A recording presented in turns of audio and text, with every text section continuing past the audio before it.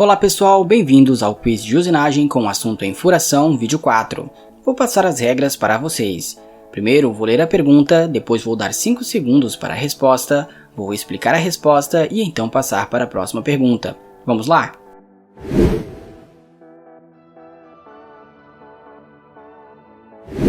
Pergunta número 1. Qual o problema na furação de superfícies assimetricamente curvas?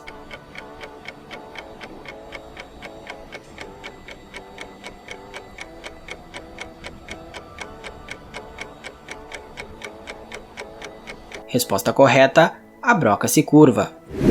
A furação de superfícies assimetricamente curvas faz com que a broca se curve para além da linha de centro do furo. Inicialmente, somente a periferia da aresta de corte está em contato. É semelhante, mas não idêntica às superfícies inclinadas. Pergunta número 2. Qual broca não pode ser usada em superfícies assimetricamente inclinadas?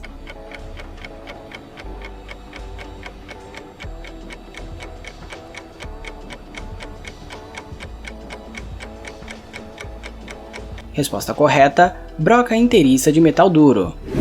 No caso das brocas com pastilhas intercambiável, como a pastilha central não estará em corte inicialmente para equilibrar as forças de corte, reduza o avanço de entrada da faixa normal. Já no caso das brocas inteiriças de metal duro, elas não podem ser usadas, pois somente parte das arestas de corte cortarão e a ponta pode não estar em contato com a superfície primeiro. Assim, há um alto risco de lascamento. Pergunta número 3. Que cuidado precisa brocas com ponta intercambiável em superfícies assimetricamente inclinadas?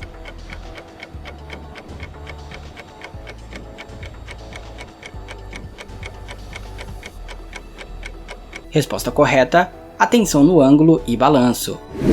No caso das brocas com ponta intercambiável, o ângulo máximo recomendado a partir do centro para o canto é de 6 graus e é necessário garantir as condições o mais estáveis possíveis. Use brocas o mais curta possível e reduza o avanço da faixa normal durante a entrada. A qualidade do furo e a vida útil da ferramenta podem ser prejudicadas comparando com a furação em condições favoráveis. Faça um furo piloto ou rebaixo com fresa para criar uma superfície plana se houver um ângulo grande ou comprimento maior.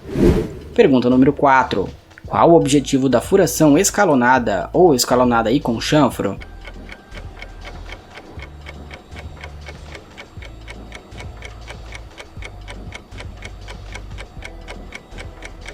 Resposta correta, produzir um furo com mais de um diâmetro. No processo de furação escalonada, o objetivo é garantir que uma peça tenha, simultaneamente, um furo de mais de um diâmetro. A broca escalonada permite furar e ampliar o diâmetro do furo, e essa é a sua principal vantagem, o que melhora a produtividade no trabalho. Pergunta número 5. Qual o parâmetro deve ser observado na furação com chanfro com uma ferramenta?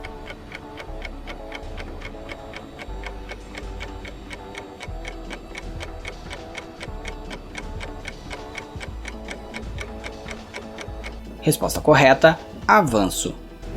Normalmente, o mesmo avanço deverá ser utilizado quando a pastilha de chanfrar estiver cortando. Isso é importante quando usinar um furo cego, pois uma redução no avanço pode resultar em cavacos longos oriundos da operação de furação. Porém, em materiais com cavacos longos, pode ser necessário ajustar o avanço durante a operação de chanfrar para evitar que cavacos longos enrolem ao redor da broca. Pergunta número 6. Qual pode ser o tamanho do furo escalonado por interpolação helicoidal?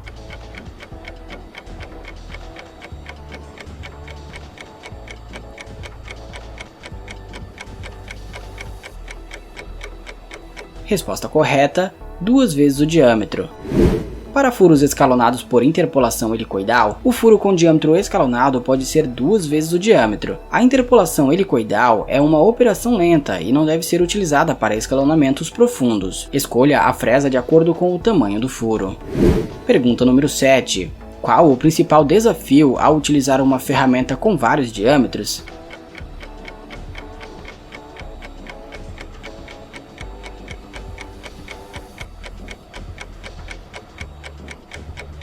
Resposta correta, ter uma boa quebra de cavacos.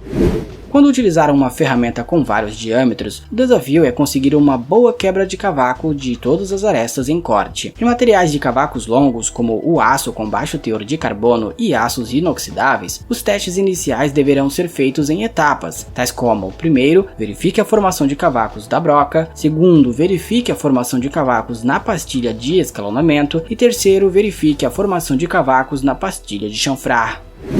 Pergunta número 8. Como fazer um furo escalonado com duas brocas?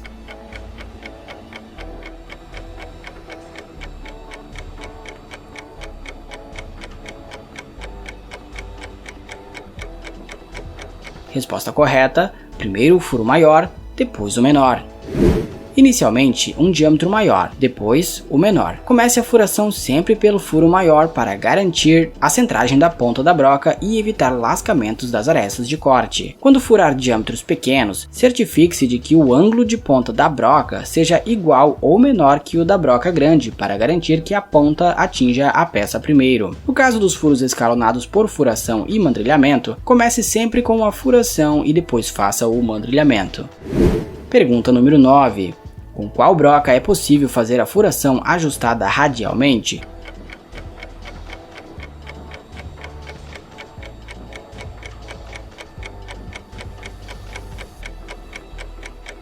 Resposta correta: broca com pastilha intercambiável.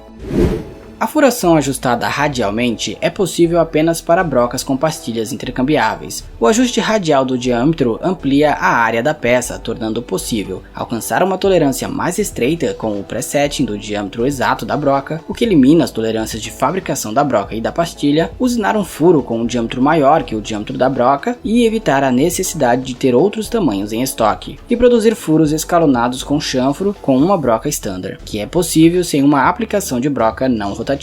Note, no entanto, que o ajuste da broca para um diâmetro menor que o diâmetro nominal não é recomendado, pois pode causar o atrito do corpo da broca contra a parede do furo. Pergunta número 10. Quais são os 4 ajustes possíveis na furação radial não rotativa?